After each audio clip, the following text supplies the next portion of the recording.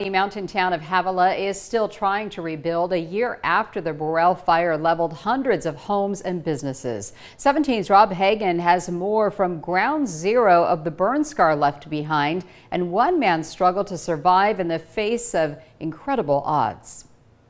Here in Havilah, the Borel wildfire destroyed a historic building. A man was killed during fire recovery, and some residents lost everything, including Daniel Gonzalez, who a year later still has nothing. The courthouse, with 158 years of history, was lost in the Borel Fire July 26, 2024, after monstrous flames climbed over the mountain and consumed the town of Havilah. The only thing left standing is this safe in the picture and a hole in place of the building. There are plans to rebuild the site as long as enough donations make it to the Historical Society's P.O. box. But unlike the courthouse, there are no plans to rebuild the home of Daniel Gonzalez. He sleeps outside helpless in the elements and covered with bees. Gonzalez recalls the worst day of his life like it was yesterday. There's no smoke over here, none.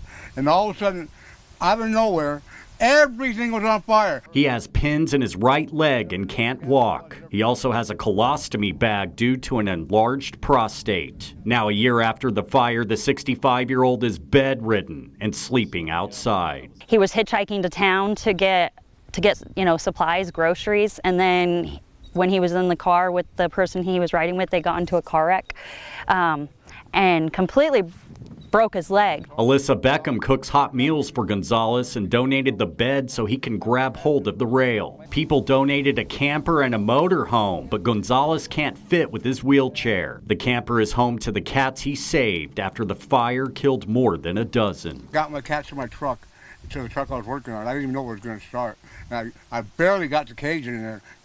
I shoved the door shut. I got those cats saved. My other cats were running on fire. They caught on fire. I couldn't save them. Gonzalez sleeps with a light and a knife under his mattress for protection after looters raided his camper. When I was in the hospital, someone broke in my trailer and stole my battery packs and my solar panel so I could have power. I mean, I had a nice setup, and they stole it all. And then they stole the guns that I had. They stole them out of here, too. Looters also raided the property of the man who was killed while trimming his neighbor's tree during cleanup. It was Beckham's tree. Even David Feltner's property, since he's passed away, there has been 2 or 3 people who have started squatting on his property, and then the county works to try to get them out of there. Beckham called an ambulance for Gonzalez to get the care he needs while other residents sleep in tents waiting to rebuild their homes. I've tried getting him into a nursing home. I've tried adult and aging services. I've tried reaching out to pretty much any of the services that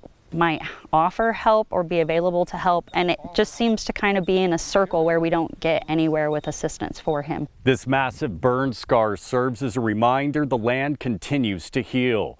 And here off the 6600 block of Caliente Bodfish Road, Daniel Gonzalez continues to suffer.